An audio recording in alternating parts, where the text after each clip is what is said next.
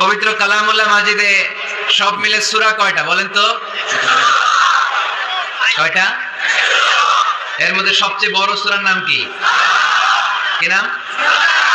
বাকারা। এই সূরা বাকারার মধ্যে সবচেয়ে শ্রেষ্ঠ একটা আয়াত আছে, ওই আয়াতের নাম কি? আয়াতুল কুরসি। প্রত্যেক ফরজ সালাতের পরে আল্লাহ রাসূল সাল্লাল্লাহু আলাইহি ওয়াসাল্লাম আয়াতুল কুরসি পড়তেন। মান ক্বারাআ আয়াতাল কুরসি দুবুরা কুল্লি সালাতিন মাকতুবাতিন লাম ইয়ামনাহু মিন দুখুলিল জান্নাতি ইল্লাল মাউত। প্রত্যেক ফরজ সালাতের পরে যে ব্যক্তি আয়াতুল কুরসি পড়ে তার জান্নাতে যাওয়ার ক্ষেত্রে আর কোনো বাধা থাকে না, একটা জিনিস ছাড়া, সেটা হচ্ছে মরণ। লোকটা মরে না তাই জান্নাতে যায় না, মরলেই জান্নাতি।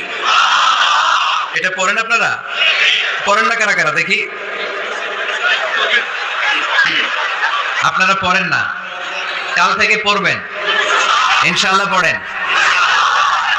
আমাদেরকে অনেক সময় জিন